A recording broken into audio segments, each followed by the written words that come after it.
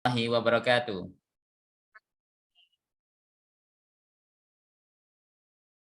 Alhamdulillah, nahmaduhu wa nasta'inuhu wa nastaghfiruh wa na'udzu billahi min sururi anfusina wa min sayyiati a'malina. May yahdihillahu fala mudhillalah wa may yudhlil fala hadiyalah. Asyhadu an la ilaha illallah wa asyhadu anna Muhammadan abduhu wa rasuluh amma ba'du. Alhamdulillah, puja dan puji selalu kita haturkan kepada Allah Subhanahu wa taala yang telah memberikan nikmatnya kepada kita semuanya sehingga kita bisa berkumpul di Zoom ya untuk menggali salah satu ilmu Allah yakni tentang psikologi Islam yang akan diampu oleh Ibu Aziza Fajar Islam SPC MSI. Betul Bu Aziza ya? Beliau adalah dosen, salah satu dosen di Fakultas Psikologi UHAMKA. Salawat serta salam kita haturkan kepada junjungan Nabi besar Muhammad SAW. Yang terhormat Ibu Aziza, selamat datang di Psikologi Umsida, Bu Aziza. Matur nuwun sangat. Terima kasih banyak Bu Aziza sudah berkenan berbagi ilmu dengan teman-teman kami, dengan mahasiswa kami di Psikologi Umsida. Tentunya tidak lain dan tidak bukan kita ingin mencoba menggali, memperdalam pengetahuan tentang psikologi Islam, terutama tentang metode penelitian analis tafsir, karena kami belajar analis tafsir itu juga dari UHAMKA, itu ceritanya. Nah, Bu Aziza mungkin yang terlibat di sana terkait dengan analis tafsir itu seperti apa dan seterusnya, supaya nanti tujuannya adalah kawan-kawan ini mendapatkan bekal yang banyak begitu terkait dengan metode psikologi Islam, terutama analis tafsir, sehingga nantinya bisa dijadikan sebagai salah satu rujukan metode di dalam pembuatan skripsi atau penelitian yang lainnya begitu Bu Aiza. Sehingga nanti hasanah pengetahuan keilmuan di psikologi Islam itu bertambah seiring bertambahnya penelitian-penelitian tentang psikologi Islam begitu. Nah, mungkin Bu Aziza nanti bisa berkenalan dengan teman-teman begitu, supaya nanti lebih enak di dalam kuliah kali ini. Dan mohon untuk kawan-kawan bisa interaktif, kemudian bisa membuka kamera, open cam-nya begitu ya, supaya nanti kita bisa berkomunikasi dengan enak. Jangan sampai kita hanya gambar saja gitu ya. Oke, langsung saja waktu kami berikan kepada Bu Aziza. Kami persilakan Bu Aziza. Jadi, makasih teman-teman semua yang sudah masih hadir di sini. Ini jam-jam kantor ya, lagi libur di rumah. Makin tergoda buat tidur ini. Oke, baik. Ini saya merasa sangat terhormat. Ya. Terima kasih sangat kepada Pak Ghazali yang telah mempersilahkan saya, memperkenalkan saya bisa belajar bareng bersama teman-teman. Insya Allah pada siang hari ini kita akan sharing dan belajar tentang yang namanya metode analisa tafsir. Sebelumnya saya mau tanya, suara saya terlalu berisik background sekitarnya? Atau cukup bisa didengar? Bisa didengar, cuma agak putus-putus mungkin ya. Apa sinyal saya yang putus-putus itu? Atau teman-teman yang lainnya bagaimana? Gimana teman-teman yang lain? Mbak Jafna, Pak. Kenapa?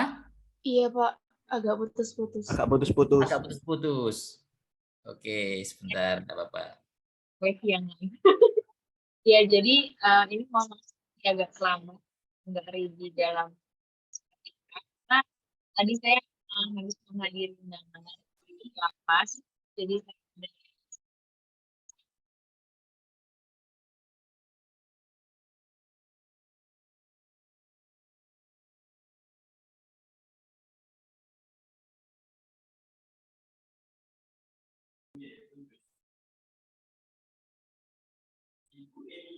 Oh iya. mendengar secara umum, ya kan tidak mengakui Indonesia sebagai negara ya, Indonesia Pancasila sebagai kembali lagi. Oke, baik, udah lebih jelas sebelumnya. Ya, Boiza masih sepertinya suaranya itu hilang tibul barangkali ya. Oh, oke. Ini saya lagi pakai headset, coba saya matiin. Oh iya. Iya, ya. tadi sempat hilang Oh, kalau apa itu hilang namanya. karena apa? Karena wifi Pak. Oh, gitu. Siap, siap, siap, siap. Oke, yaudah. Oke. Ini semoga bisa. Oke, baik. Eh, ini satu mata kuliah. Jadi di UMK ini belajar mata kuliah terkait dengan metode analisa tafsir disampaikan dalam satu semester, tapi ini saya harus menyampaikannya dalam waktu 2 jam, gitu ya. Sangat singkat, tapi coba saya rangkum. Saya juga nanti akan berbagi sedikit pas akhirnya kita belum belajar psikologi.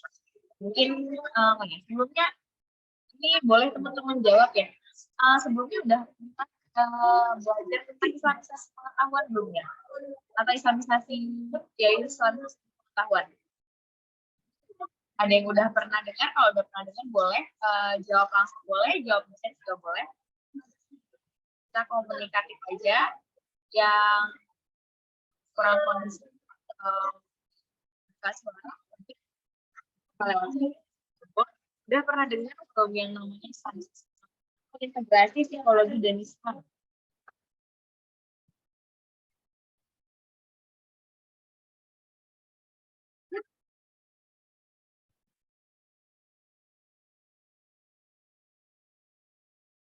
Boleh, Pak Gozali, boleh saya langsung sebut namanya, saya panggil. Oh, boleh, boleh. Disebut aja namanya, Bu. Ya. Jafna juga nggak apa-apa, itu Jafna Kamila itu. Oke, siap. Ya, teman-teman, silakan bersiap-siap namanya saya sebut. Saya tanya karena respon saya enggak ada. Saya minta respon, enggak ada respon. Oke, saya mau tanya sama Ailsa atau Ailsa. Terima kasih sudah konten sebelumnya. Saya mau tanya,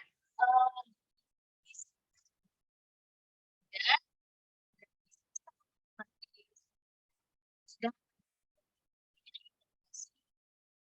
psikologi dan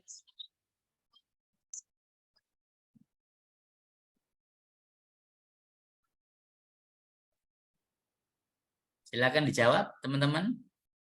kalau nggak ada, saya tanya sama Jafri deh.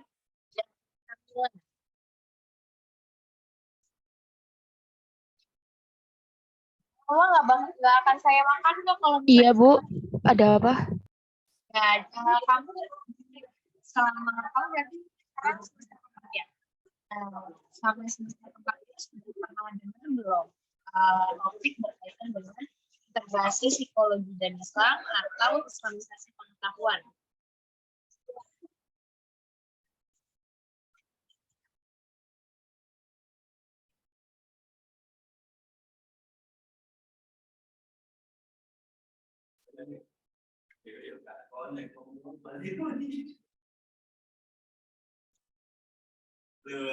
Mohon maaf, Ibu, bisa diulang, suaranya agak putus-putus.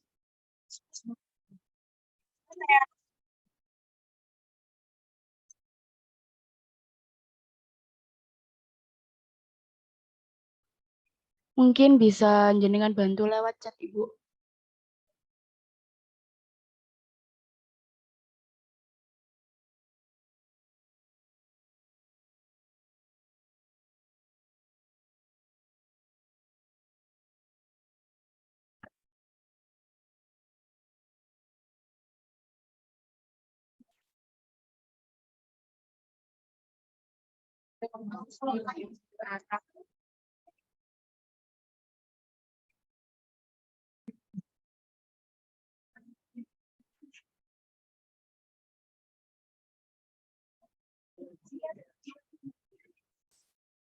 Oke, cek suara saya udah lebih jelas daripada yang tadi. Oke. Iya, sudah, Ibu. Jelas, Bu. Iklan. Ya berarti salah di headset saya. Oke. Nah, Jafna, kira-kira jawabannya apa? Udah pernah belum ya? Kalau dari dipelajari atau belum sih belum ya, Bu. Cuma pernah dengar kalau islamisasi pengetahuan itu di mana ilmu barat itu dikembangkan, dijadikan sebagai acuan dalam pengembangan sistem Islam bercara khas Islami, seperti itu, Ibu. Oke, baik. Baik, terima kasih Jafna. Ya, jadi mata kuliah metode analisa tafsir ini saya dimulai dengan yang namanya kita mempelajari islamisasi pengetahuan dulu. Atau secara tidak langsung, kenapa sih akhirnya kita perlu mengintegrasikan antara psikologi dan Islam, gitu kan? Ada apa sih dengan psikologi dan ada apa sih dengan Islam? Nah, biasanya saya memulai perkuliahan itu dengan sebuah pertanyaan.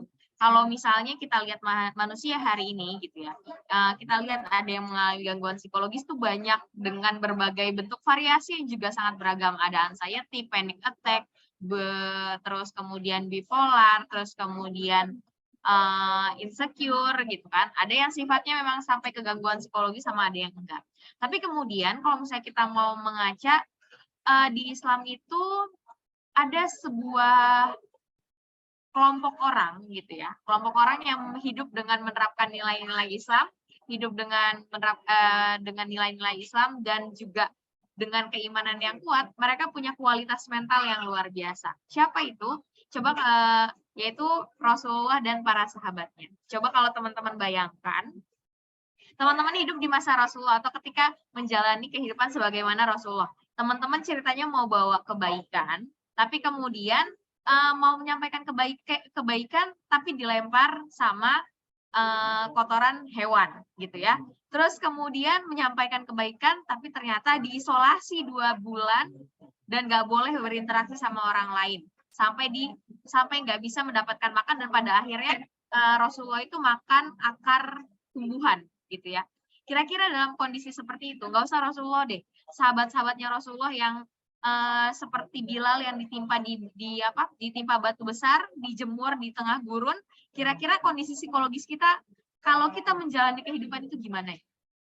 Boleh dijawab perspektif masing-masing di kolom chat. Kalau misalnya kita menjalani kehidupan sebagaimana Rasulullah ataupun para sahabatnya jalani, gimana kualitas mental kita?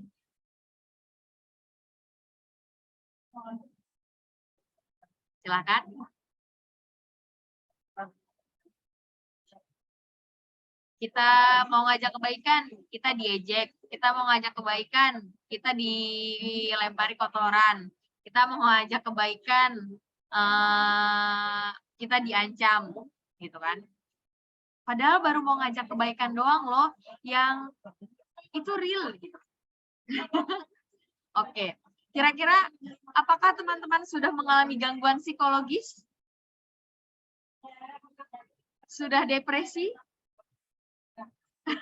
Oke, Anissa sudah mulai. Oke, kalau misalnya teman-teman bernostalgia sedikit, kita gagal masuk perguruan tinggi yang kita mau aja, sedihnya udah luar biasa. Diputusin sama pacar aja, itu udah nggak tahu lagi dunianya jadi apa gitu ya. Tapi Rasulullah itu menjalani yang lebih berat dari itu. Artinya kualitas mentalnya Rasulullah dan para sahabatnya itu luar biasa. Karena apa? Gitu ya. Ya karena ada rahasia, ada harta karun yang itu tersimpan dalam nilai-nilai Islam, dalam hadis-hadisnya, dalam kehidupan Rasulullah, dan dalam ayat-ayat Al-Quran, yang itu sebenarnya bisa menjadi penguat kita, penguat mental kita. Gitu.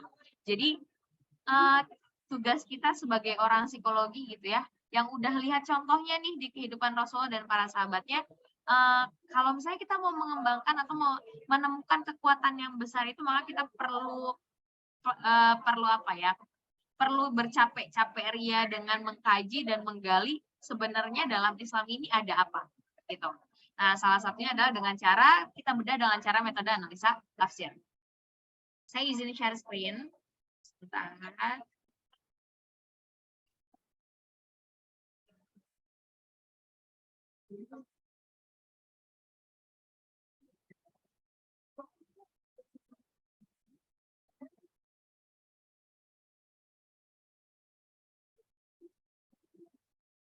Oke.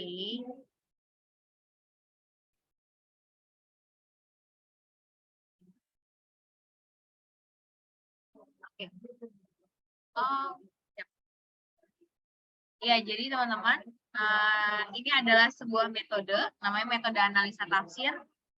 Nah, metode analisa tafsir ini merupakan sebuah metode yang digunakan untuk mengintegrasikan psikologi dan Islam, gitu ya. Metode ini tidak menerapkan, jadi seorang pakar dan pencetus psikologi Islam bernama Kang Hana Jumhana Bastaman ini pernah menyampaikan bahwa ada beberapa cara, beberapa metode untuk mengintegrasikan gitu ya antara psikologi dan Islam.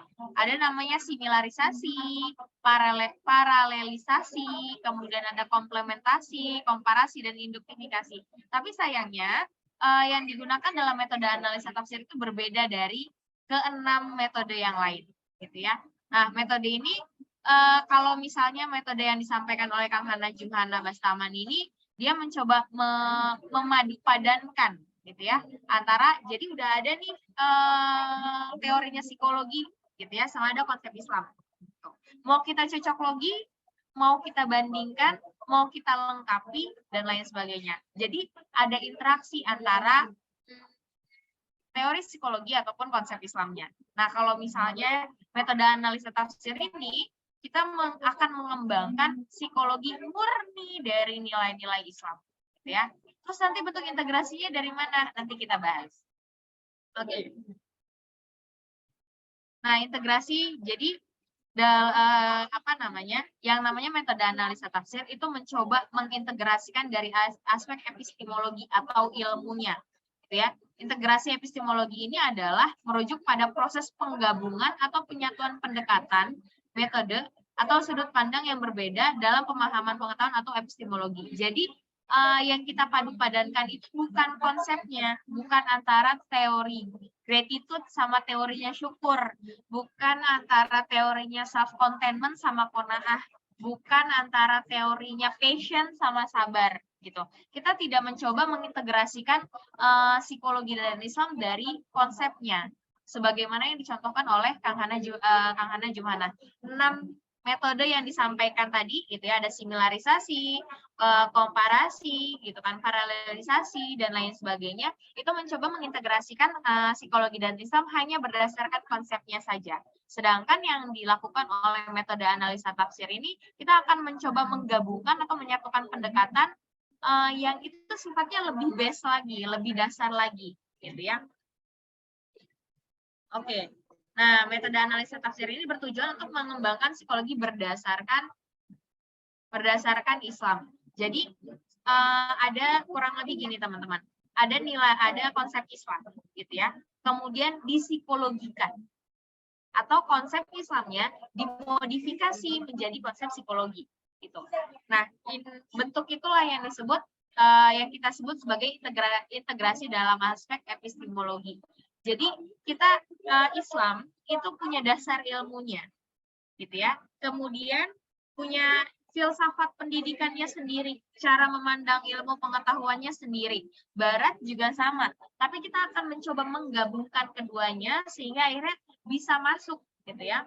Atau konsep Islam yang seakan-akan dogmatis ini, yang seakan-akan sebenarnya kalau dalam kacamata Barat, ajaran agama itu adalah suatu hal yang tidak ilmiah dan dogmatis, sangat subjektif.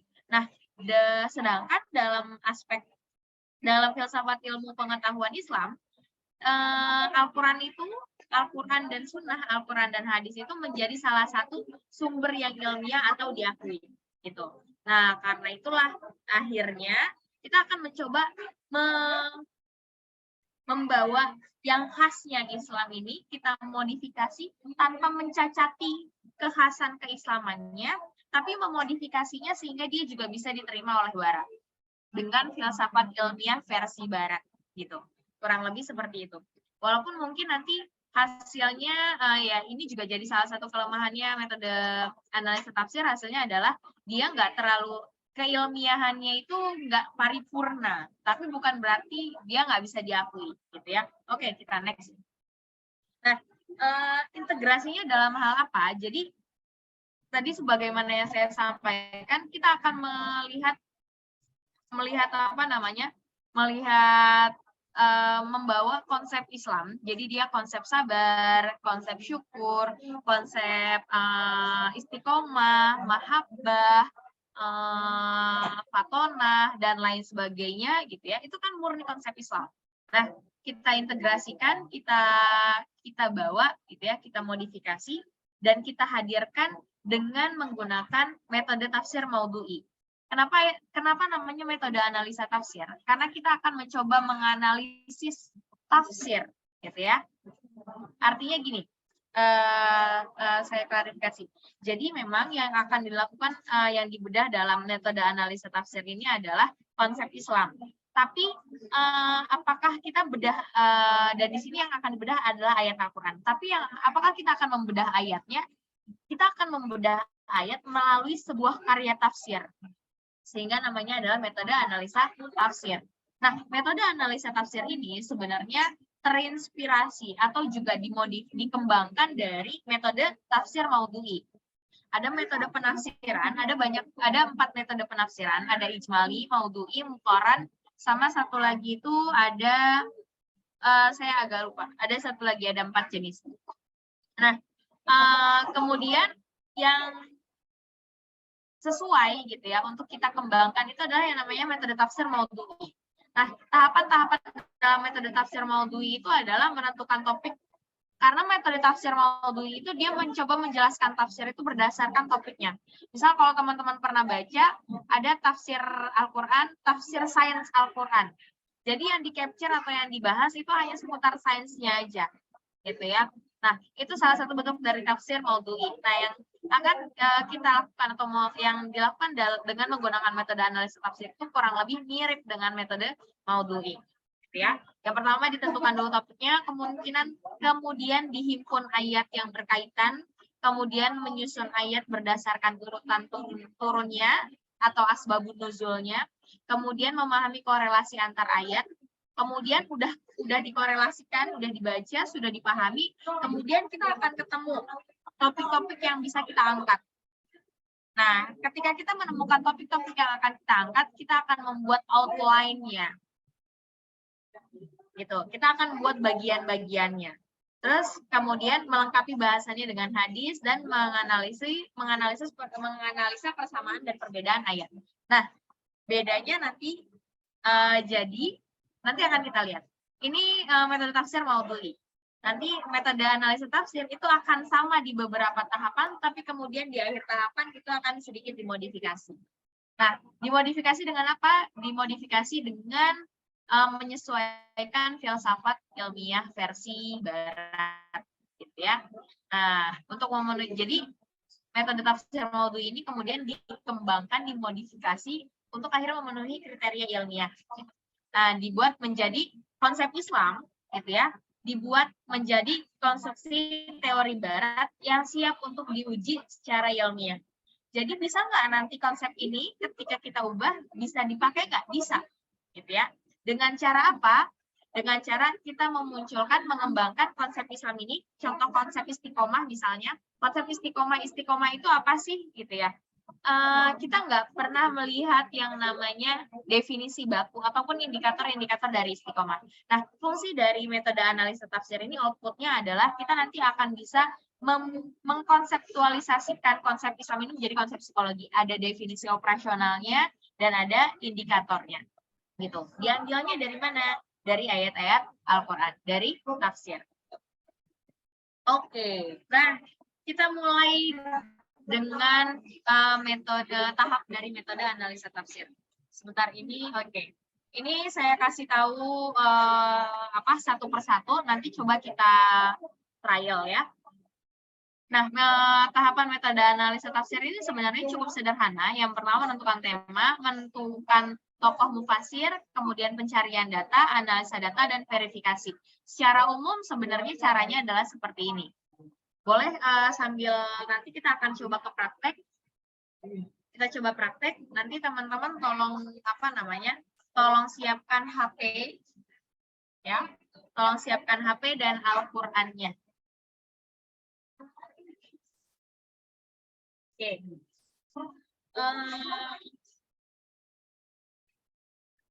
Siapkan HP dan Al-Qur'annya ya. Oke, pertama adalah kita menentukan tema. Nah, penentuan temanya itu dari mana sih? Pertama sebenarnya berdasarkan minat atau pemahaman awal teman-teman atau kebutuhan teman-teman terhadap konsep Islam itu sendiri. Secara sederhana sebenarnya hal yang mudah untuk sebenarnya apa aja bisa dikembangkan, tapi saat ini di psikologi UHAMKA kita cenderung mengembangkan konsep Islam yang sifatnya kepribadian, yang sifatnya trait gitu ya. Jadi fatonah, kemudian sabar, istiqomah, kemudian qanaah, kemudian zolim, gitu. Sampai kepada konsep positif sampai negatif juga masuk zon gitu kan. Terus kemudian ada apa lagi? Hakim, alim, adil gitu. Nah, kemudian di sini prinsipnya adalah ketika kita sudah menentukan tema, kita akan melakukan yang namanya pencarian data. Data yang dicari itu dari mana? Data yang kita cari itu adalah dari ayat-ayat yang memunculkan konsep itu, bukan yang membahas atau yang mempunyai kesamaan atau kedekatan artinya. Misal contoh gini. Oke, ini langsung kita praktek ya teman-teman. Sebentar, saya stop share dulu biar bisa apa? Biar bisa kita sepakati, kita coba trial, kita coba kaji yang akan kita bahas pada hari ini adalah konsep misalnya hubun ya, mahabbah. Mahabbah atau cinta. Sebentar. Atau yang lebih familiar aja, yang lebih mudah, katanya saya cek dulu ya. Karena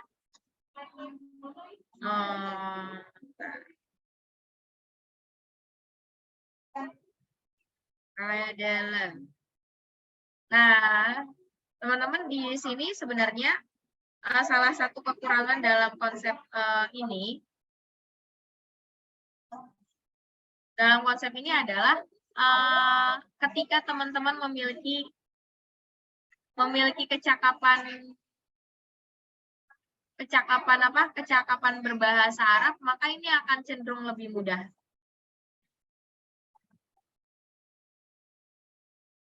Oke, baiklah. Oke, saya pakai ini aja.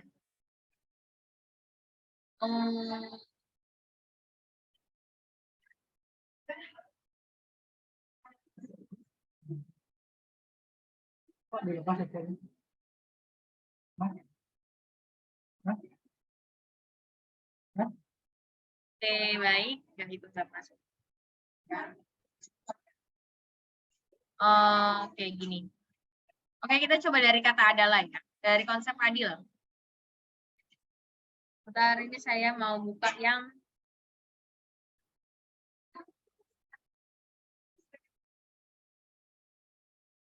ini dia. Nah, teman-teman, jadi nah, bagus. Nah, tadi kan kita sudah menentukan temanya wajib tema Islam ya. Wajib tema Islam. Kemudian tema itu harus ada dalam ayat Al-Qur'an. Itu syaratnya. Syaratnya dia temanya harus Islam, berbahasa Arab, dan harus ada di Al-Qur'an. Gitu. Nah, kemudian karena kita akan mencari ayat yang menyebutkan tentang konsep ini, maka kita perlu mengenali akar katanya. Gitu ya. Akar katanya. Untuk teman-teman yang ketika ini saya terapkan di perkuliahan, akhirnya untuk penentuan akar kata itu kita ulas bareng-bareng. Gitu ya. Teman-teman nggak bisa ulas sendiri-sendiri karena ini membutuhkan keterampilan berbahasa Arab. Walaupun saya juga sebenarnya juga tidak sangat cakap berbahasa Arab, tapi kurang lebih bisa membantu. Oke, tadi dari kata misalnya adil, gitu ya. Kita pilih tema adil atau adalah. Roots-nya berarti dari huruf ain adalah. Ini ya.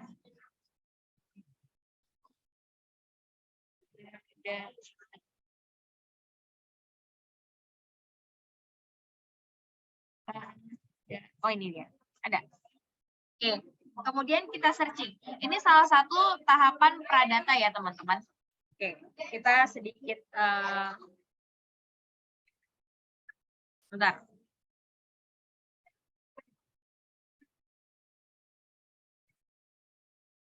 Ini mohon maaf karena harus berpindah-pindah. Saya coba selesaikan dulu ya tahapannya, nanti kemudian coba kita praktek aja. Oke, teman-teman, tadi kita sudah misalnya tadi kita menentukan tema adalah, tadi syaratnya adalah kata adalah tema yang kita sebut itu tema yang kita pilih harus berbahasa Arab dan harus ada disebutkan dalam Al-Qur'an. Kemudian tahapan yang kedua adalah tahapan pencarian pradata, di mana kita mencari ayat atau surat yang konsep kita atau adil itu muncul. Nah, bukan konsep yang misalnya kata adil itu dibahasakan dengan bahasa istilah yang lain, gitu ya. Atau ada satu istilah dalam bahasa Arab yang itu punya makna yang mirip atau dekat dengan adil, nggak boleh. Jadi benar-benar kita harus pakai kata adalah sebagaimana konsep adil itu. Jadi kita akan menggalinya bukan berdasarkan konsepnya, tapi berdasarkan katanya. Itu sebenarnya untuk membatasi batasan pembahasan ayatnya. Kemudian kita menentukan tokoh kajian tafsir. Kita mau pakai tafsir siapa gitu ya? Mau pakai tafsir Ibnu Katsir, mau pakai tafsirnya Buya Hamka, mau pakai tafsirnya siapa? Mau pakai tafsirnya Quraisy Shihab, atau mau pakai tafsirnya siapa gitu ya, itu bebas. Bebas dalam artian kita mencoba, kenapa? Karena dibebaskan pertama karena setiap mufasir itu punya kekhasannya masing-masing. Dan kita juga perlu mempertimbangkan ketersediaannya data alias ketersediaan tafsir itu sendiri. Jangan sampai kita pilih seorang mufasir yang karyanya nggak bisa kita akses, gitu ya. Nah, jadi pastikan kemampuan kita untuk mengakses tafsir itu, gitu ya. Dan kemudian juga kalau misalnya teman-teman mau melihat keragamannya, silakan. Tapi cukup pilih satu mufasir aja. Oke, sudah. Terus kemudian, nah, tahapan yang panjang itu adalah tahapan yang kedua, yaitu analisa data. Jadi, pada tahap ini, teman-teman harus melakukan coding, kategorisasi, dan formulasi. Coding itu apa? Jadi, teman-teman akan melakukan, pertama yang teman-teman lakukan adalah mencocokkan bagian coding ya. Mencocokkan antara kata adil, contohnya kata adalah itu benar mengarahkan kepada konsep adil nggak? Ketika teman-teman menentukan tema, penting bagi teman-teman untuk juga memahami adil, akar katanya, dan keragaman makna yang lain. Supaya ketika kita mencoba memahami adil itu, kita nggak terpaku sama konsep sama adil yang kita tahu atau definisi adil pada umumnya. Karena pada bagian analisa data itu kita tidak boleh memasukkan pemahaman awal kita, gitu ya, dalam proses analisa data. Misal yang kita tahu adil itu sama rata, ya udah yang kita highlight cuma adil sama rata aja, itu nggak boleh. Kenapa? Karena itu akan membatasi makna adil yang harusnya kita ambil dan kita cari dalam Al-Quran. Nah, di sini tantangan yang selanjutnya adalah, oh ya, itu bagian coding. Jadi kita itu jangan membatasi pemahaman kita terhadap pemahaman awal kita. Kita harus terima aja, masukin aja. Adil itu tuh bahas tentang apa sih? Pokoknya berkaitan dengan, misalnya adil itu berkaitan dengan timbangan, oke masukin. Adil itu berkaitan dengan saksi, oke masukin, gitu ya. Itu dari unsur katanya. Nah, terus kemudian dalam hal ini teman-teman udah dapat nih ayatnya ya, dianalisa, teman-teman baca tafsir dari ayat tersebut, gitu.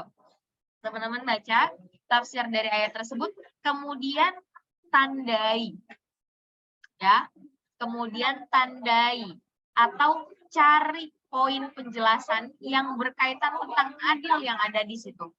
Misal contoh, ada ayat adil, tapi dia membahasakan lagi berbicaranya tentang saksi. Nah, dalam konteks ayat yang ada di Al-Quran itu, dalam asbabun nuzulnya, gitu ya, sebab turunnya, kemudian keterkaitan ayat itu dengan ayat yang lain, konsep adil yang diceritakan itu apa? Nah, itu harus teman-teman temukan. Kemudian ketika dalam proses penemuan itu, mungkin teman-teman akan melihat bahwa adil itu, oh gini, maka mereka yang tidak berlaku adil itu adalah orang-orang yang berdosa, gitu ya.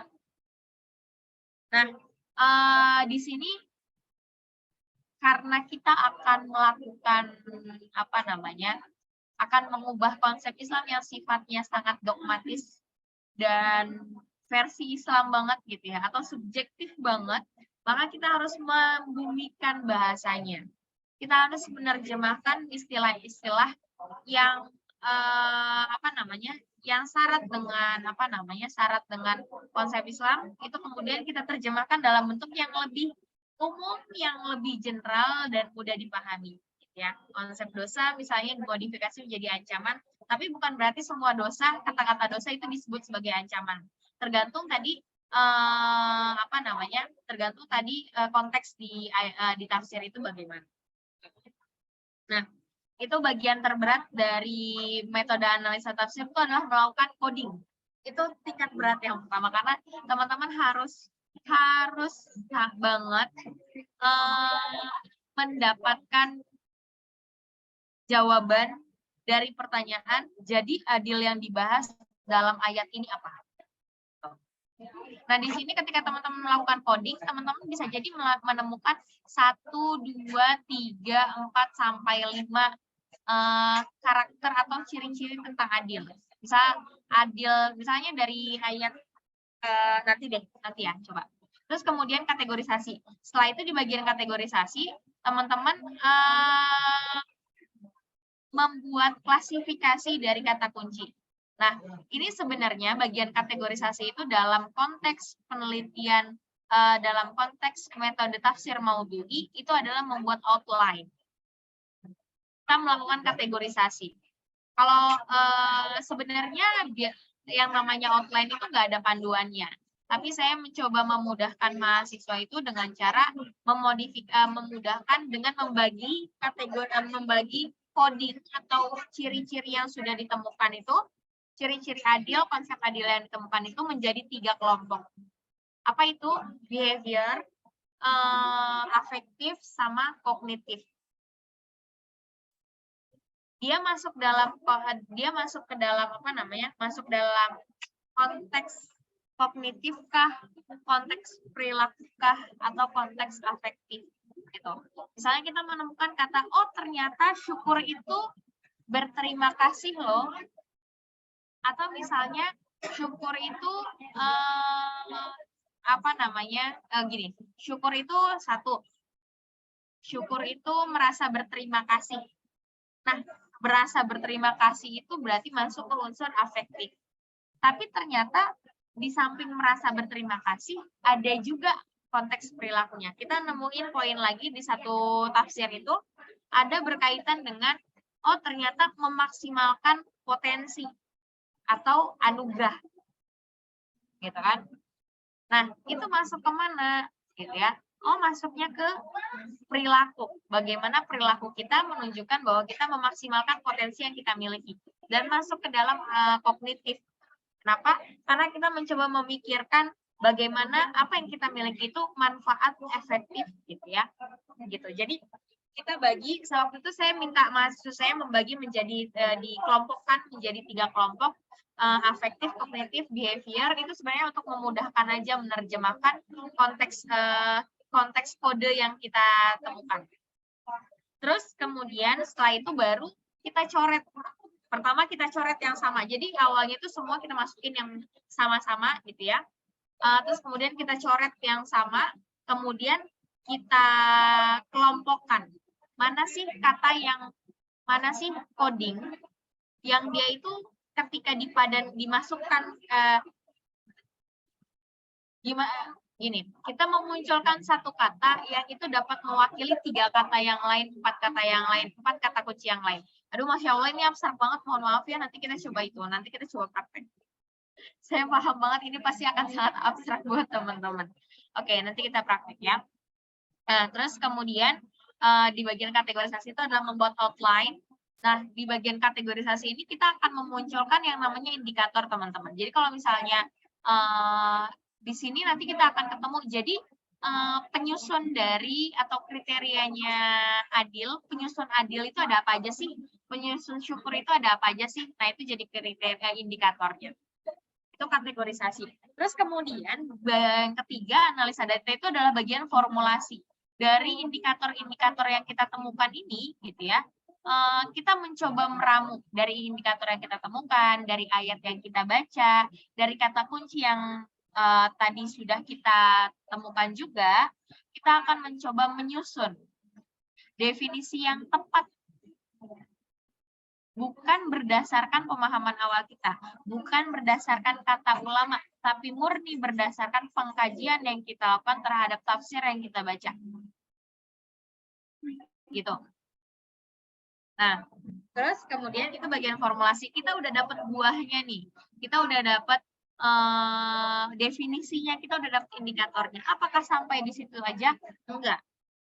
Tahap selanjutnya ini adalah tahap yang akan membuat metode analisa tafsir ini menjadi lebih ilmiah. Yaitu kita melakukan verifikasi. Mencoba melakukan uji validitas dan reliabilitas. Jadi sebenarnya apa yang kita lakukan itu benar nggak sih? Gitu ya. Caranya gimana?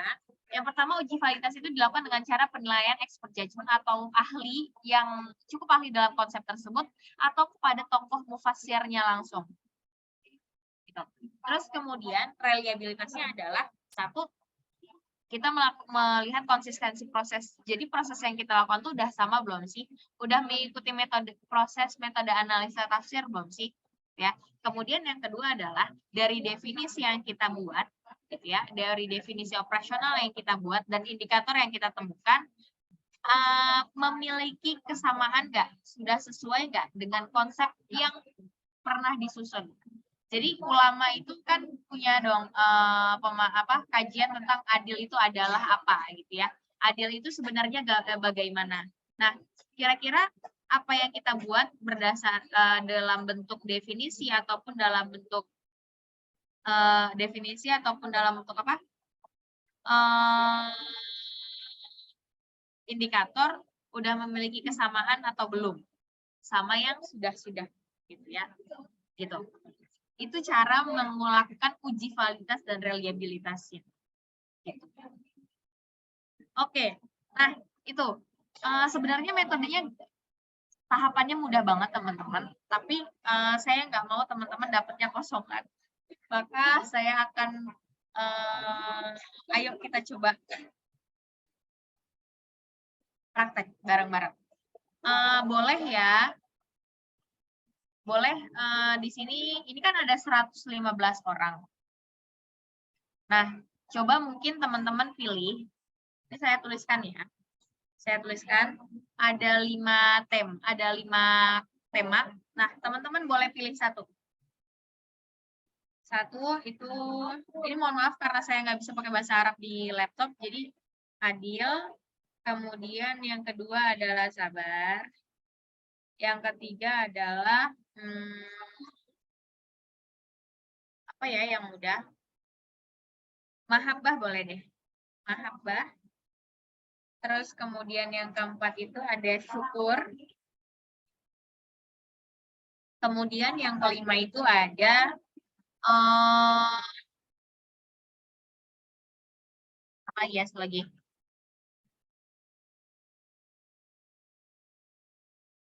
Satu lagi itu sebentar.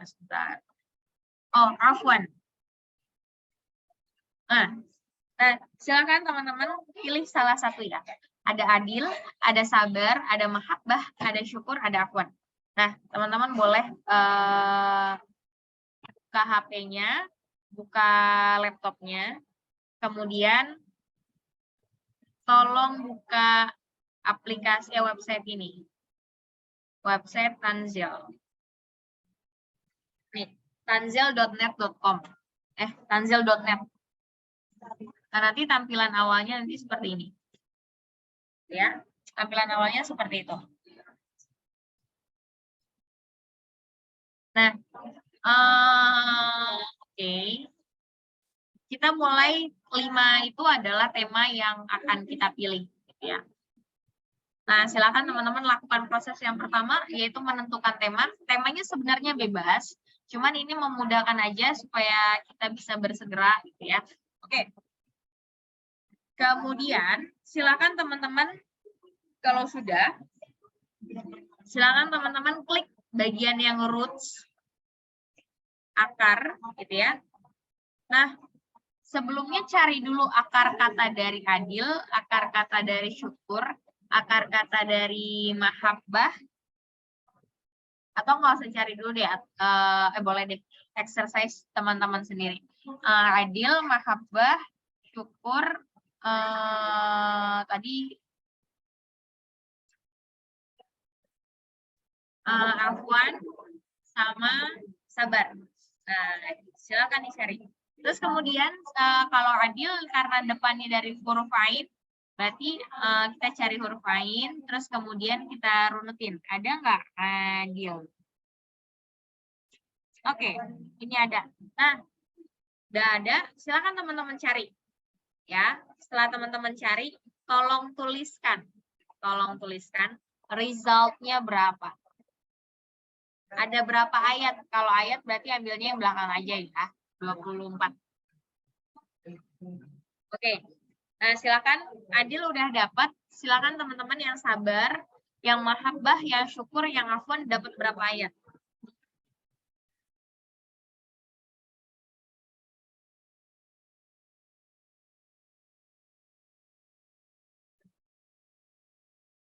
Silakan dicoba. Biar dapat experience-nya langsung.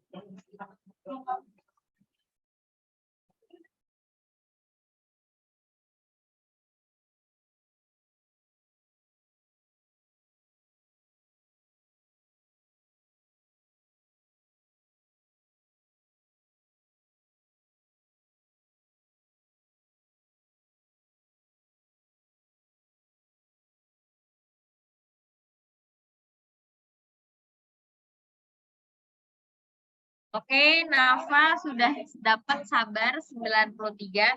Coba lagi yang lain, ada nggak yang beda?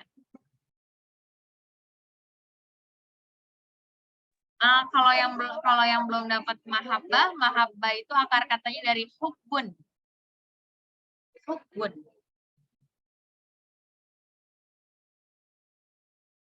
Ada 93, jadi nanti ada 93 ayat atau tafsir, ada 93 tafsir ayat yang harus teman-teman baca. Biasanya mahasiswa saya udah mulai takut kalau misalnya ayatnya udah banyak.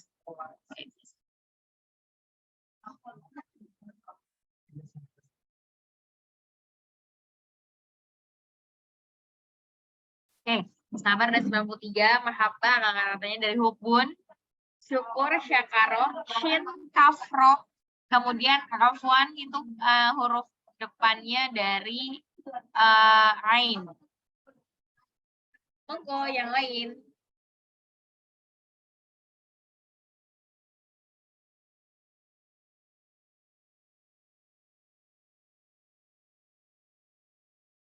Oke, syukur sudah dapat 69 ayat, afwan 31 ayat, yang habun ada. Silakan yang mahabbah dapat berapa ayat?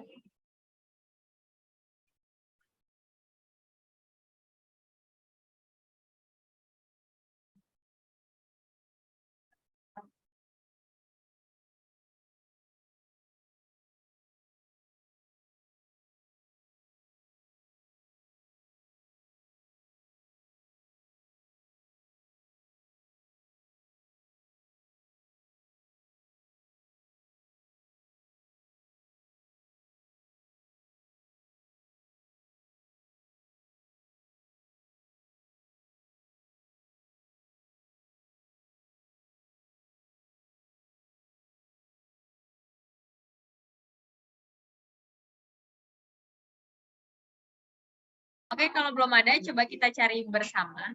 Hubun ya. Hubun. Dari kata hurufnya depannya dari H. Hubun. Nah, hubun itu karena dia ada tasydidnya, gitu ya. Di huruf ba-nya itu ada tasydidnya, maka dia double. Ini dia. Hababa. Oke, searching. Oke. Nah, kalau hubun ada 85 ayat ya.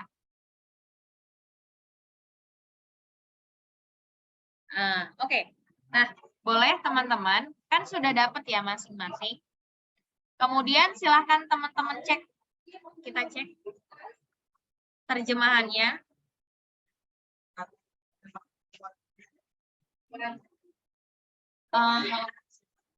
Saya mencoba buat translate pakai bahasa Indonesia jadi supaya biar lebih mudah dipahami.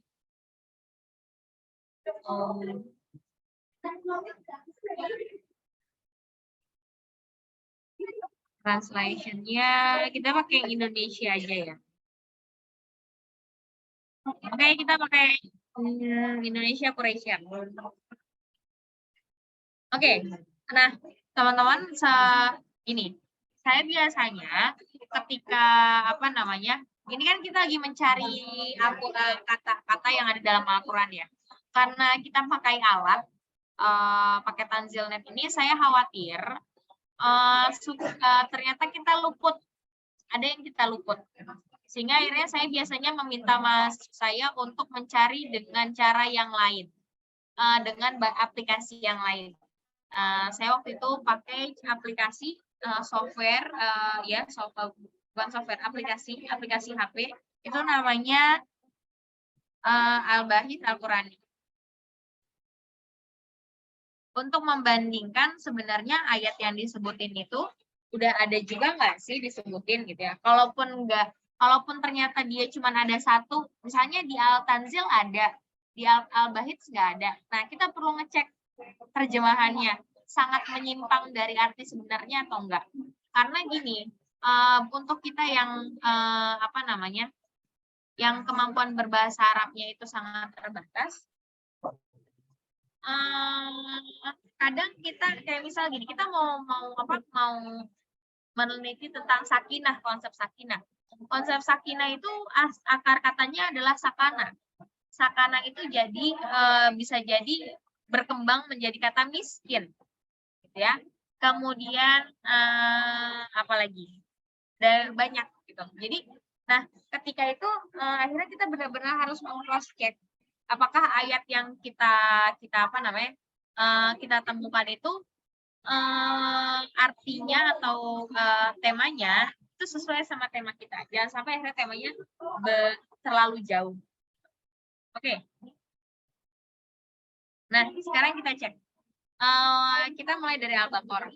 Ya, kita cek ayatnya, dia terjemahannya gimana. Di antara ketakwaan kepada Allah adalah menanggung beban dalam menaatinya. Dan beban terberat bagi manusia adalah berperang melawan musuh-musuh Allah. Terus kemudian ini adanya di bagian terakhir, innallaha la yuhibbu. Sebentar. Kurang terlihat.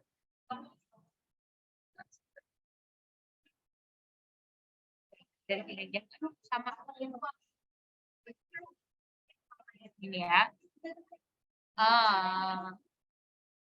Oh, ini udah sekalian tafsir Quraisy. Oke. Nah, di sini sebenarnya teman-teman cuma perlu untuk mencari terjemahannya aja dulu ya. Terjemahan dulu. Oke. Kalau udah ya udah. Kalau udah kita pastikan, oke, berarti tahapan 1 untuk mencari pradata sudah selesai. Ya. Nah, di sini ketika teman-teman kalau misalnya kita nggak paham sama sekali sama konsep itu gitu ya, perlu nggak sih kita pelajari dulu gitu ya? Dibilang dipelajari nggak perlu, tapi teman-teman harus mengetahui perkembangan katanya. Jadi kayak misal gini, hubun itu ternyata dalam konteks mencintai, dia juga berarti dengan ikatan gitu. Jadi hal-hal yang sifatnya kalau ayatnya berkaitan dengan ikatan itu jangan dibuang dulu gitu. Nah, di sini kita perlu ketika menentukan menghimpun pradata itu kita perlu mengecek, mencari dan menemukan. Terus kemudian udah, nah di sini Saya coba mau copy paste ini sama ya. Ya.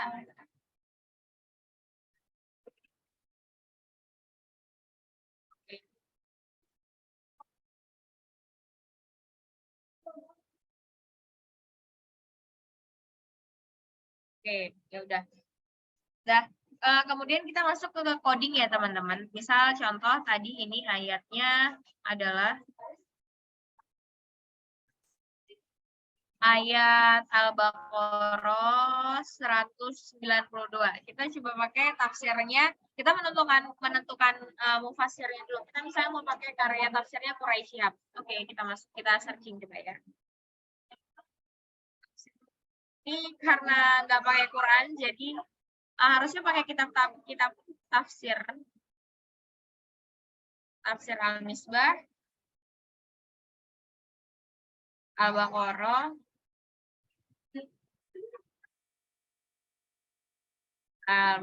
ayat 195 ya.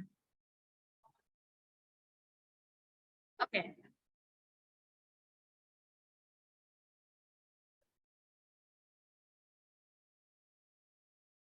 Ini harusnya pakai buku ya teman-teman. Maksudnya pakai tafsirnya langsung. Oke. Nah, di sini tafsir penting berkaitan dengan Al-Baqarah.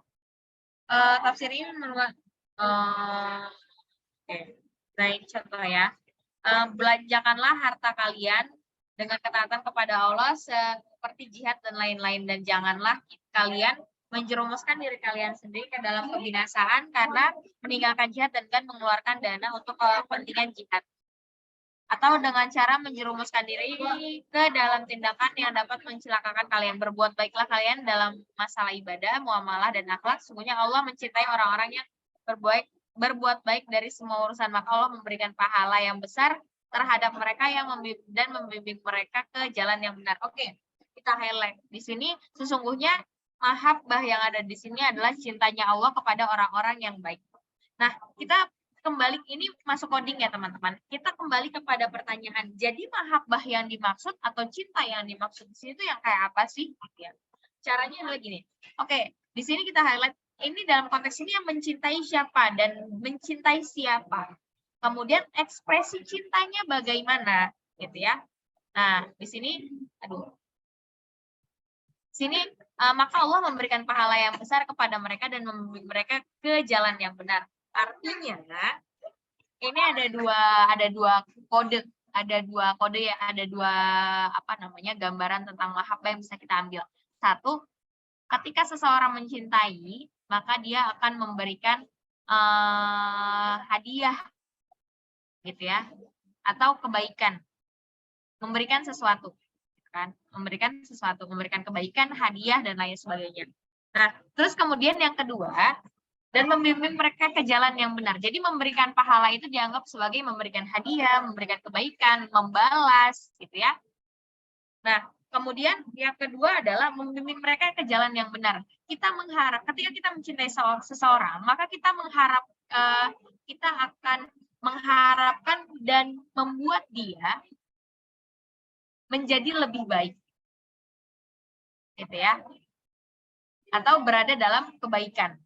Baiknya itu bisa jadi ya bentuknya self development, bisa jadi kita nggak mau dia kesusahan dan lain sebagainya. Pokoknya kita berusaha, orang yang mencintai itu adalah membuat orang yang dicintainya dalam keadaan baik atau menjadi lebih baik. Gitu.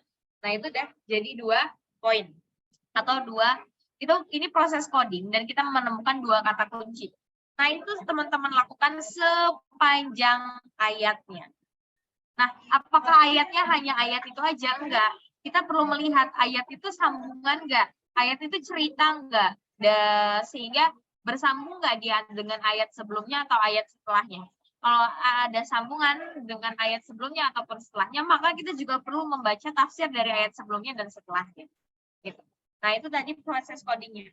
Nah, contohnya gini. Tadi ya, kemudian kita geser ke kategorisasi. Jadi tadi, misal tadi ada memberikan hadiah, terus kemudian membimbing ke jalan menjadi lebih baik, gitu ya. Contoh. Nah, itu bentuknya afektif, kognitif, atau behavior. Nah, itu dikelompokin. Terus kemudian nanti kan lawannya ada banyak, gitu ya. Nah, kemudian nanti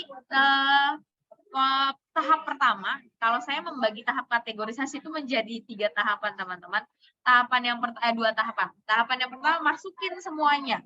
Masukin mau sama, mau beda, semuanya dimasukin. Behavior, ke kognitif, afektif.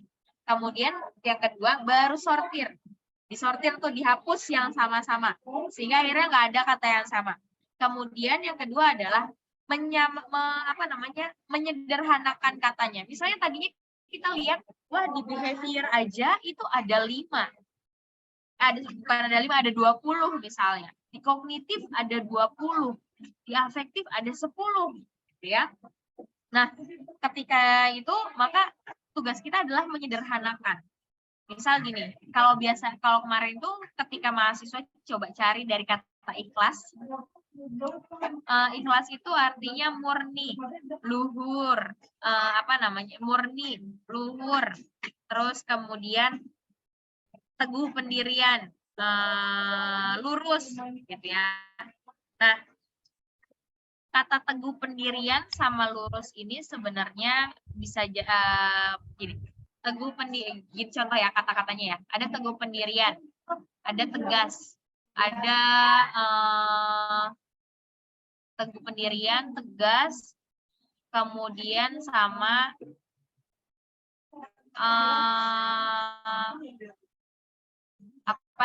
konsisten.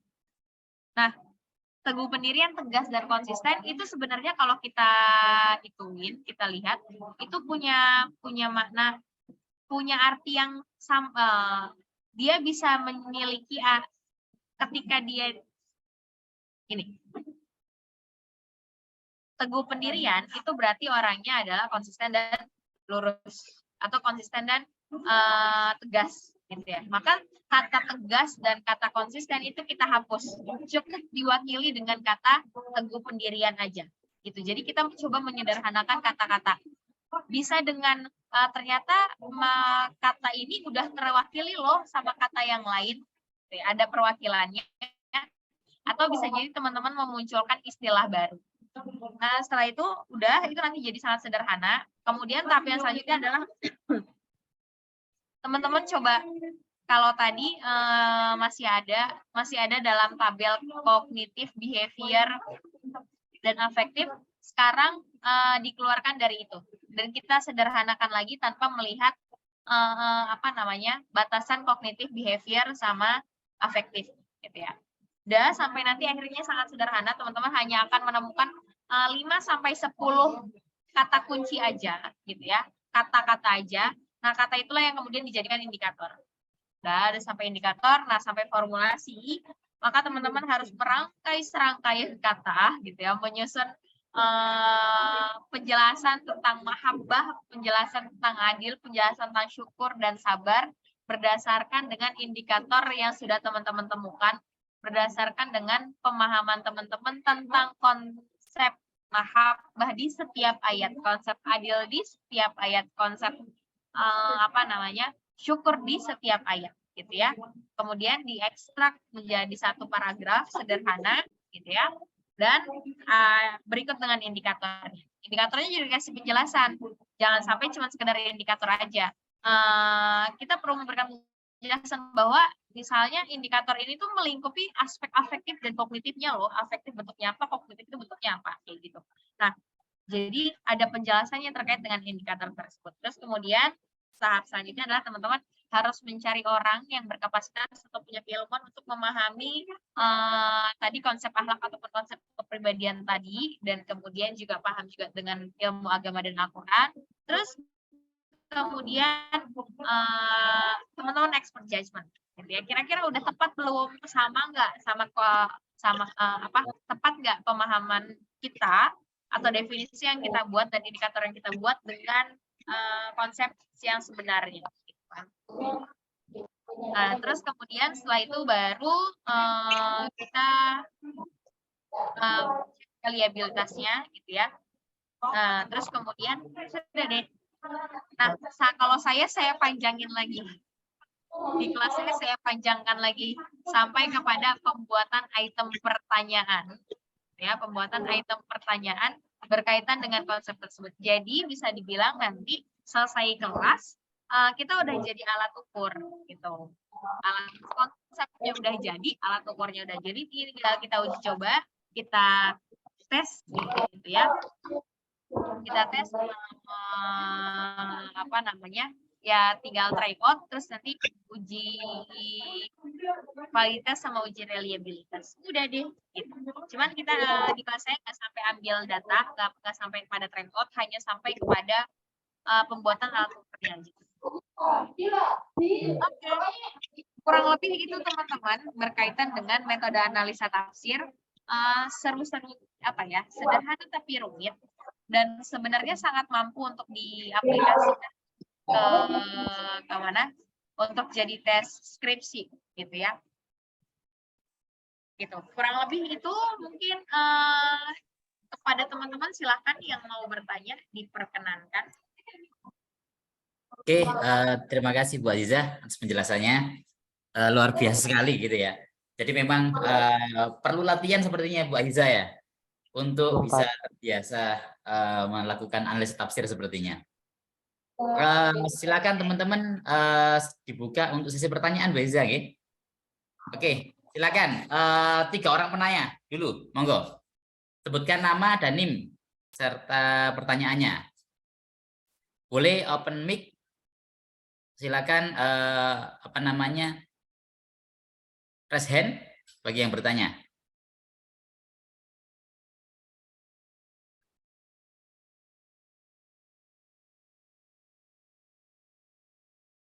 Oke.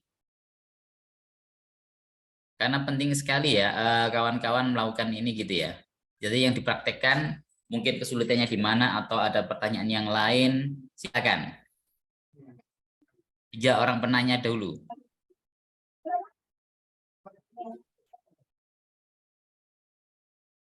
Ini sambil tunggu kita sharing aja ya Pak ya. Ya, monggo. Nah, biasanya buat teman-teman yang belum punya background apa namanya belajar agama yang cukup banyak, seringnya kagok gitu. Kenapa? Karena harus baca tafsirnya itu banyak gitu ya. Dan teman-teman kalau teman-teman coba gitu, itu untuk menemukan kata kunci itu teman-teman nggak bisa membacanya hanya 1-2 kali aja. Itu tadi untung kita dapat ayat yang gampang. Karena tadi jenis ayat dalam Al-Quran tuh banyak banget. Ada yang isinya perumpamaan, ada yang isinya cerita, ada yang isinya perintah gitu kan ya. Nah, tapi akhirnya karena kita diminta untuk mencarikan gitu ya, mencari kata kunci dari tema yang mau kita cari, akhirnya kita harus berhayal dulu gitu. Kalau misalnya dia berprasangka, misalnya zone ya, tentang prasangka. Dia berprasangka. Jadi apa sih yang sebenarnya ada dalam pikiran atau yang dirasakan oleh orang yang berprasangka itu bisa sampai kayak gitu. Di sini kreativitas teman-teman sangat dibutuhkan dan ketahanan teman-teman untuk membaca dan mengkulitinya juga sangat dibutuhkan. Tapi bukan berarti susah banget gitu ya. Ya susah, itu jadi tantangannya. Nggak ada yang, kalau nggak menantang nggak seru dong ya. Kalau nggak menantang nggak seru, nah tapi bukan berarti nggak bisa. Tapi seru, menarik sih. Akhirnya kita harus mencari makna di balik makna gitu. Jadi memang ini Bu Aiza ya, tafsirnya ya yang dicari aspek-aspeknya dari tafsirnya, bukan dari arti ayatnya gitu ya Bu Aiza ya. Betul, betul. Kenapa begitu? Karena sebenarnya kita ibarat kalau kita menafsirkan ayat, kita kan punya minim ya kapasitas kita sebagai seorang mufasir. Sedangkan untuk menafsirkan ayat itu kita harus punya banyak ilmu gitu kan ya. Kita nggak bisa menafsirkan surat-surat atau ayat-ayat yang pesannya tersirat gitu kan. Pun kalau udah tersirat, kalau kita nggak hafal asbabun nuzulnya atau nggak tahu konteks ayatnya, teman-teman nggak paham sama cerita Rasulullah dan para sahabatnya, itu juga akan sulit untuk menafsirkannya. Nah, bahkan ketika teman-teman membaca tafsirnya pun, ketika kita membaca tafsirnya pun, ketika kita nggak paham sama cerita sirohnya gitu ya, cerita sirohnya, asbabun nuzulnya, itu bisa jadi juga kita akan mengalami kesulitan untuk mendapatkan maksud dari ayat tersebut. Jadi kita pilih aman dengan kapasitas ilmu yang sedikit gitu ya, yang sangat terbatas dan tidak juga layak dijadikan dan disandingkan dengan mufasir, maka kita analisa hasil karya tafsir dari para mufasir aja. Iya. Dan harus dari kalau memang mau membuat analisis tafsir itu ya harus dari satu tafsir begitu ya. Maksudnya dari satu mufasir. Nggak boleh dengan Betul. yang lainnya, Bu Iza ya. Level 1 mufasir dulu, Pak. Oh gitu, Nanti siap. level yang lebih tinggi boleh dibandingkan dengan beberapa mufasir dengan berbagai kekhasan yang signifikan, beda banget gitu. Boleh. Tapi kalau awal insya Allah mufasir dulu deh, 1 dulu. Oke. Mungkin barangkali Bu Aiza ada contoh semacam Excel-nya yang bisa ditampilkan dari hasil tabulasi kategorisasi itu seperti apa Bu Aziza barangkali ya. Coba ya. Saya tuh ngumpulinnya itu soalnya di Google Drive. Teman-teman mahasiswa saya biasanya ngumpulin di Google Drive. Jadi gini Pak, kalau saya itu kita trial gitu ya, kita learning by doing. Karena output dari perkuliahan ini tuh memang menghasilkan karya. Yang kalau misalnya teman-teman jalan sendiri itu akhirnya membuat teman-teman kagok. Kenapa kagok? Karena itu tadi latar belakang mahasiswa kan beda-beda ya. Alhamdulillah ada yang pesantren, alhamdulillah ada yang aliyah. Tapi kalau yang negeri gitu ya, yang nggak pernah megang sama sekali konsep Islam, wah itu luar biasa. Iya. Oh.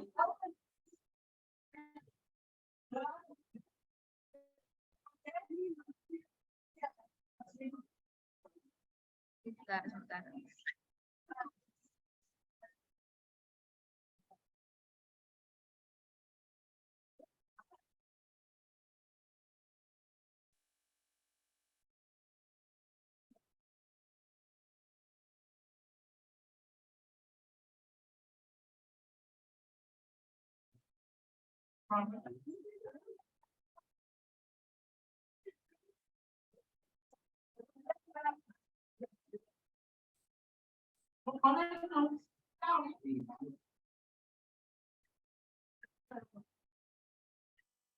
Oke.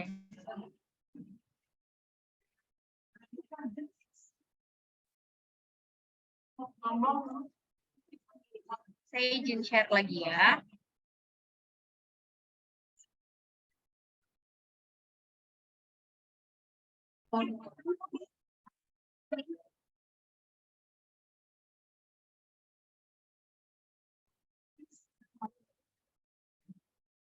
Ini temanya adalah munafik, ya. Temanya adalah munafik. Ini udah dalam bentuk laporan ya teman-teman. Oke. Nah ini temuan ayatnya. Jadi munafik ada kurang lebih 28 ayat yang membahas tentang munafik, ya. Terus kemudian nanti, oke. Oh enggak.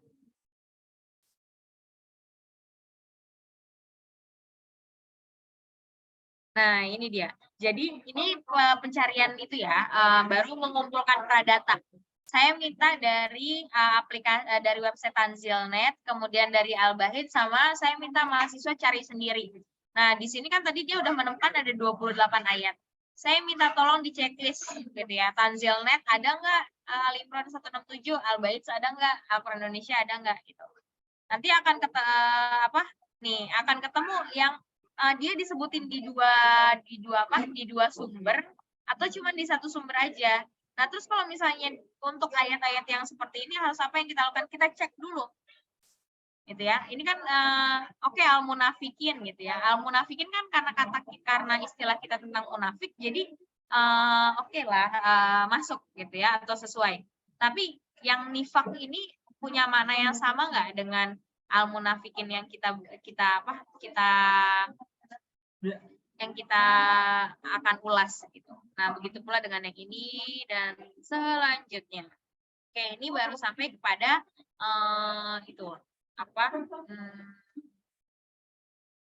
Pradata aja. Nah, ini penentuan tokoh tafsir, ini pakai tafsirnya Al-Misbah, tafsir Al-Misbah punya Quraisy Shihab. Nah, ini pencarian data dari kajian tafsir. Oke, jadi ini saya kasih tahu. Jadi di sini begini. Apa namanya? Ini saya kasih tahu lampirannya, teman-teman. Gini deh. Laporan lampiran. Nah, ini lampirannya. Jadi saya itu minta ke mahasiswa saya untuk mencetak. Nah, ini dia. Ya. Dan ini dapat ya, ini ayatnya tentang Ali Imran 167. Dia baca, kita baca bareng-bareng ayatnya, kemudian kita tandain, kita stabiloin, gitu ya. Mana nih ayat-ayat yang menggambarkan tentang munafik? Ada di bagian ini, ada di bagian ini, ada di oke. Udah cukup. Udah nggak ada, cuma di bagian itu aja. Terus kemudian buahnya apa? Buahnya adalah ini. Oke, udah nih. Udah tadi udah kita capture, kita lihat, kita baca-baca tafsirnya. Kemudian kita menemukan dari ayat ini yang terjemahannya, dan untuk menguji orang-orang yang munafik, kepada mereka dikatakan, marilah berperang di jalan Allah atau pertahankanlah dirimu. Mereka berkata, sekiranya kami mengetahui bagaimana cara berperang, tentulah kami mengikuti kamu. Mereka pada hari itu lebih dekat kepada kekafiran daripada keimanan. Mereka mengatakan dengan mulutnya apa yang tidak sesuai dengan isi hatinya, dan Allah lebih mengetahui apa yang mereka sembunyikan. Nah, di sini kita harus cari tahu. Jadi, ciri-ciri orang munafik yang disebutkan di ayat ini apa? Gitu ya. Satu, dia menyimpang, mempengaruhi hal yang buruk, mau kosong. Terus, ini sebenarnya kayak misalnya gini, berbohong gitu ya. Tidak beriman dan lain sebagainya. Ini teman-teman mahasiswa menyimpulkan itu dari dia baca ayatnya sama baca tafsirnya tadi. Nah, ini jadi kata kunci. Jadi satu ayat itu bisa banyak kata kuncinya. Saya selalu kalau saya biasanya gini, kalau cuma satu berarti kamu kurang baca. Kenapa? Karena harusnya bisa dapat 3 sampai 5 gitu ya, 2 sampai 5. Udah dapat kan? Terus kemudian kita masuk bagian kategorisasi.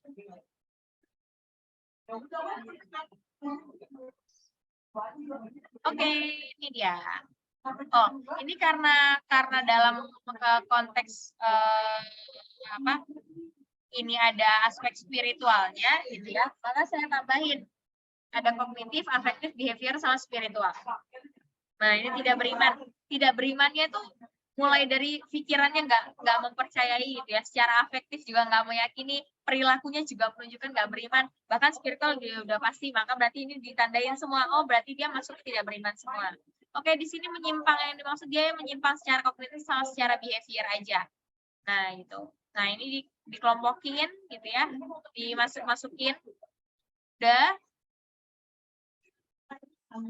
Nah, terus nanti seperti yang tadi saya sampaikan, yang sama itu dicoret gitu ya, yang sama udah dicoret. Kalau udah dicoret, nah ini kan masih banyak ya, masih banyak.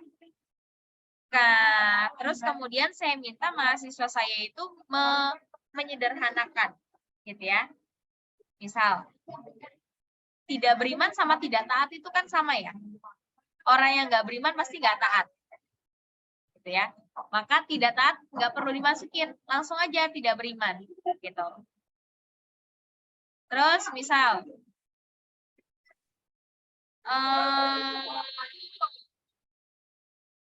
mempengaruhi enggak? Oke, mengingkari kebenaran mengingkari kebenaran.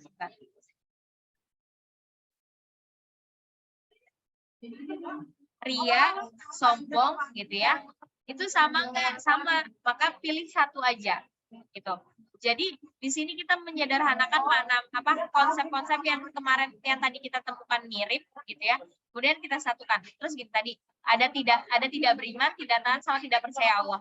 Karena tidak percaya Allah itu masuk dari kata tidak beriman dan juga tidak taat, maka tidak beriman tidak taat dan tidak percaya sama Allah itu hapus gitu. Nah, terus kemudian tadi udah disederhanakan dan sudah dikeluarkan juga, masuklah kita ke dalam formulasinya. Jadi dari korting-kortingan tadi di bagian kategorisasi dan kita lepaskan dari afektif, kognitif, behavior sama spiritual, ini jadinya ada 10 dimensi atau 10 indikator. Ada bodoh gitu ya. Nanti karena mahasiswa itu udah tahu bodoh yang dia maksud di sini itu apa berdasarkan ayat yang dia kaji, maka dia bisa memberikan penjelasan ini. Bodoh itu berarti apa? Oh, orang munafik itu bodoh, orang munafik itu pengecut, keras kepala, ria, omong kosong, mempengaruhi hal buruk, menyimpang, tidak beriman, tidak taat. Ini tadi saya waktu itu sempat diskusi. Ini tidak beriman sama tidak taat itu konteksnya sama atau beda? Oh, beda ternyata. Ya, oke. Sama lalai. Nah, terus mereka akhirnya kemudian kita buat definisi bahwa munafik adalah perilaku di mana ucapan dan perbuatan berbeda atau berbanding terbalik serta dengan isi hati pun yang nggak sama, gitu ya. Ini definisinya. Terus ini teorinya aja. Nah, kemudian ini bonus follow up dari metode analisa tafsir, langsung saya bikin ke item pertanyaannya yang belum teruji coba, baru sampai kepada ini aja. Begitu. Ya.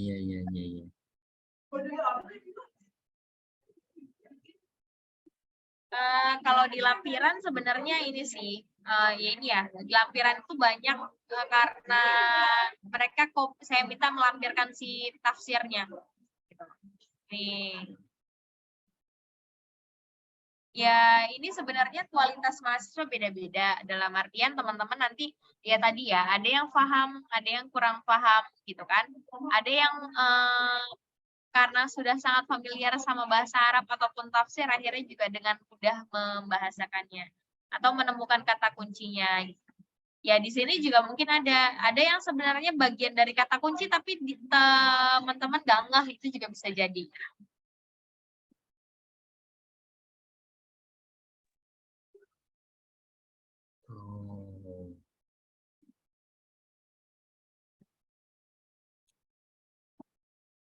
Di sana skripsinya juga ada yang seperti ini ya Bu Aziza ya?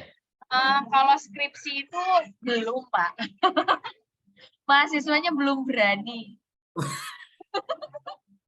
Rasanya yang berani sepertinya ini. Iya, mahasiswanya belum berani karena itu tadi ya.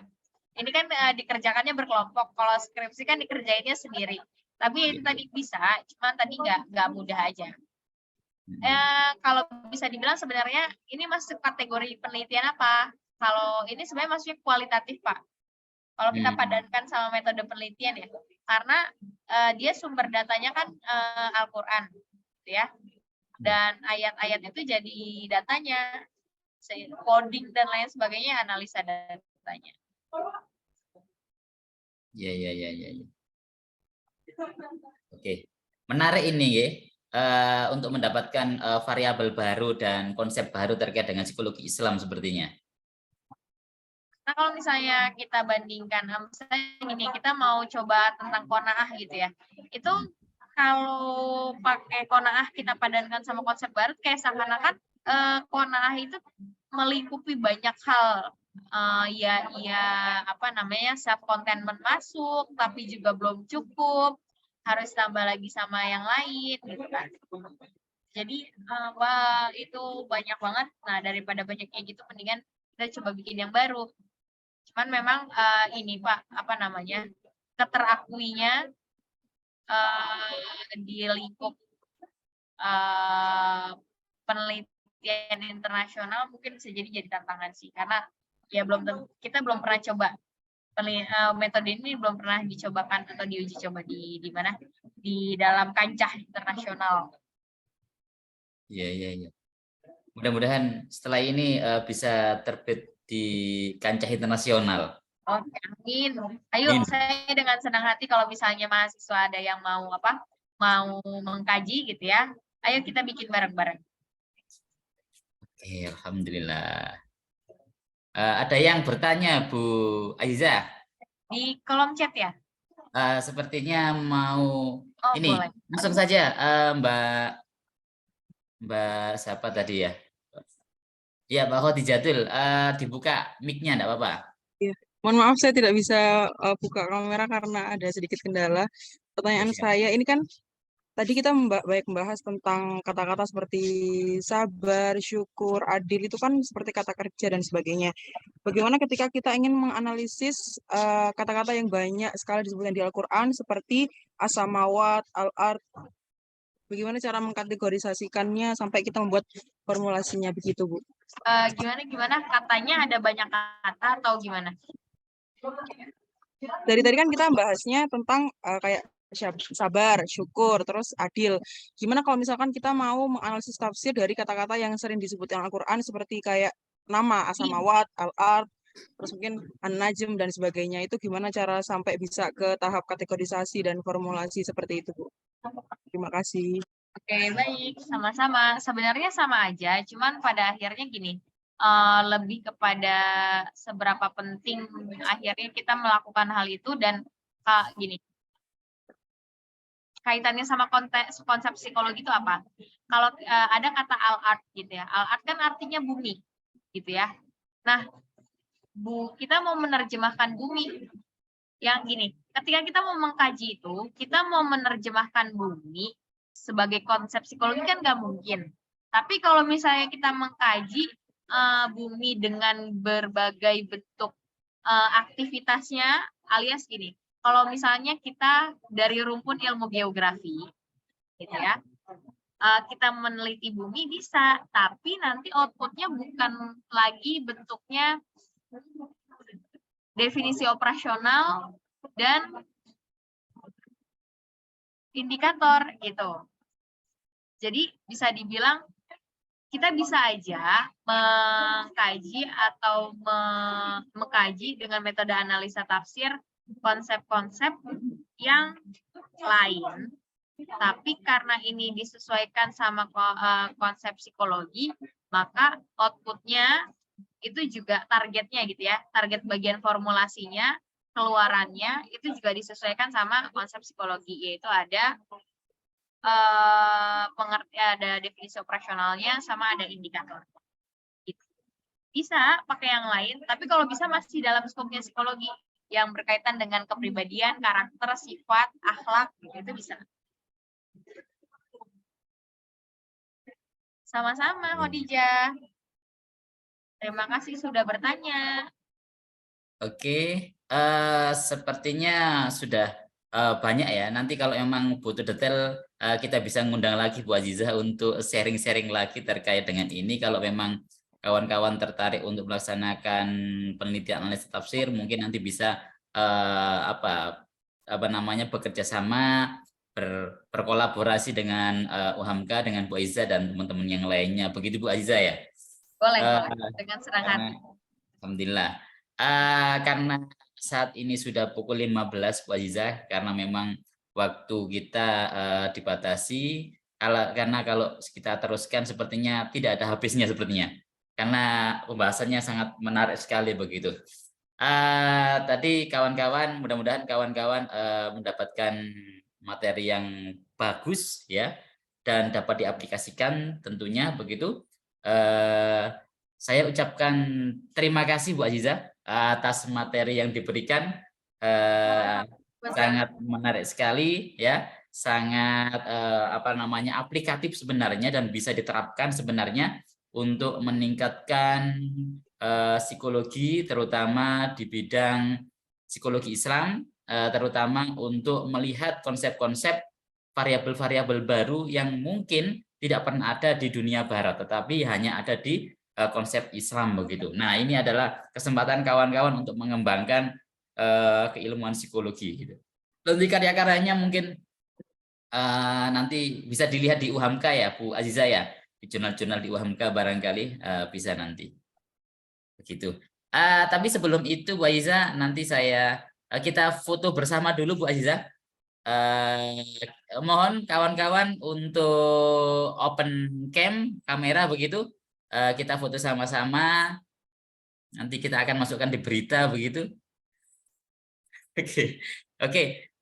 Kita mulai dari ini ya, screen pertama ya, Mas Alfian ya, minta tolong. Oke, 1, 2, 3. Oke, screen kedua, tetap senyum. 1, 2, 3. Oke, screen ketiga, tetap senyum. 1, 2, 3. Screen keempat, tetap senyum. 1, 2, 3. Screen kelima terakhir. 1, 2, 3. Alhamdulillah. Jangan lupa kawan-kawan, saya share dulu untuk presensi hari ini. Sebentar. Sebentar saya share dulu. Oke. Silakan kawan-kawan untuk mengisi presensi dahulu. Terima kasih. Kami ucapkan terima kasih kembali kepada Bu Aziza. Mudah-mudahan ilmu yang diberikan bermanfaat dan mudah-mudahan apa yang disampaikan tadi membawa berkah untuk kita semuanya, terutama untuk pengembangan psikologi Islam. Dan mudah-mudahan kerjasama kita tidak sampai di sini, tapi berlangsung untuk di lain waktu, begitu Bu Aziza. Terima kasih kawan-kawan. Salam buat teman-teman di UHAMKA. Matur sangat Bu Aziza. Assalamualaikum warahmatullahi wabarakatuh. Waalaikumsalam.